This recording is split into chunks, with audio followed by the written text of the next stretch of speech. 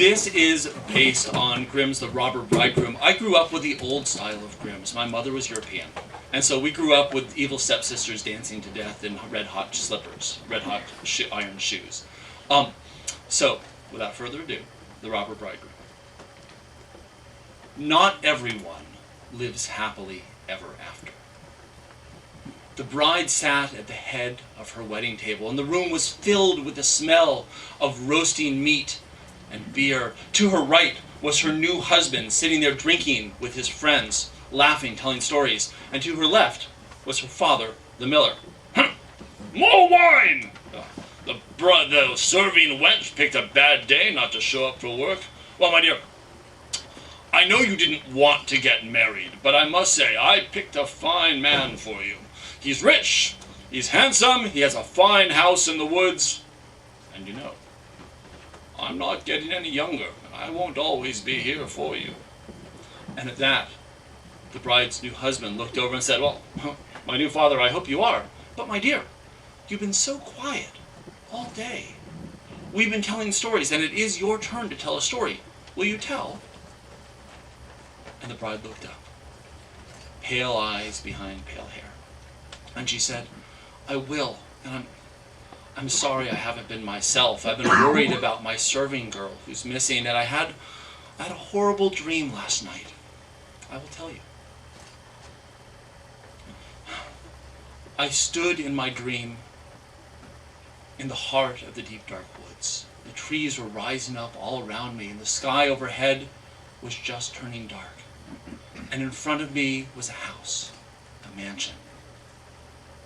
There was no sound. There were no sounds of insects. There were no birds. There were no sounds from the beasts in the forest. And I knew that I had walked a long ways to come and see you at your home.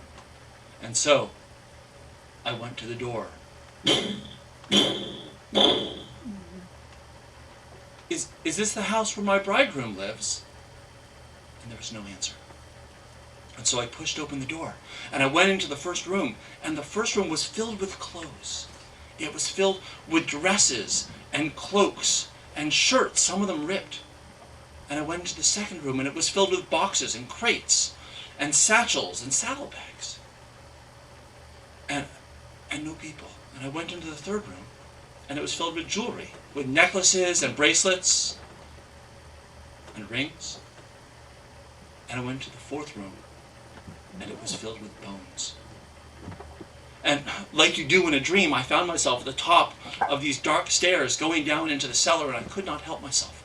And I walked down to the stairs, and at the bottom of the stairs was an old woman in front of a boiling pot of water. And she turned to me, and her hands were like claws, and her eyes were milky white. And I said, is this the house where my bridegroom lives? And she looked at me and she said, it is. But he is not the man you think he is. And if you stay this night, you will not live to see tomorrow. And I turned to flee. I went to go grab up my dress and run. And then it was too late. I heard noises from up above. A tumult, the sound of feet, the sound of somebody's crying. I looked into the room. There was darkness in the back, huge kegs of wine. And I ran past the old woman and into the darkness. And I hunched down behind the largest of the kegs of wine. And you came down the stairs. You and your friends, I know it was just a dream, but you had a girl with you with the red hair, younger than I. And she was pleading with you. And you took her by the throat. And as I watched, you killed her. And you and your friends fell upon her. And you ripped the clothes from her body. And you ripped the jewelry from around her neck. And then you took her. And I hid, I tried to cover my eyes, I tried to cover my ears, and I could still see and hear. And afterwards, after she was dead and they were preparing the meal, there was no other food but her. One of your friends noticed that there was a ring, still a shining golden ring, on her finger. And he could not get it off. And you said, well, we can solve that easily enough. And you took a cleaver and the finger with the ring flew through the air into the darkness and onto my lap. And you said, well, I better get that back. And you came backwards into the darkness. You came towards me as I hid behind the cask, and you were on your hands and knees, reaching about. Your hand was inches from my foot when the old woman said, "Dearie, it's not going to scamper away on its own. Come back to the feast."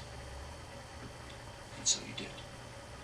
And later, when you were all asleep, full of wine, ever so carefully I came out from behind the vat.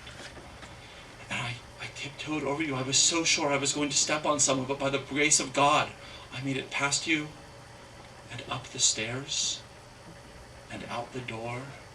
And I woke this morning in my father's house. And at that, the table was silent. And her husband said, "Well, I'm glad it was only a dream." And the bride raised her clenched fist and held it out.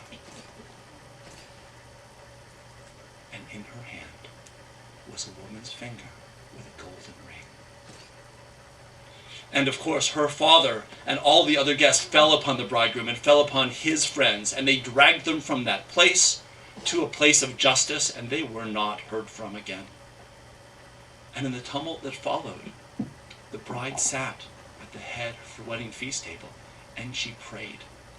She prayed that no one would ever realize that the golden ring on that finger was her own that she had had so many years. And she prayed that nobody would find the shallow grave with the strangled serving girl at the edge of the deep dark forest that she had covered up. And she prayed that the next time she told her father that she did not want to marry, that he would listen. And as far as we know, she lived happily ever after.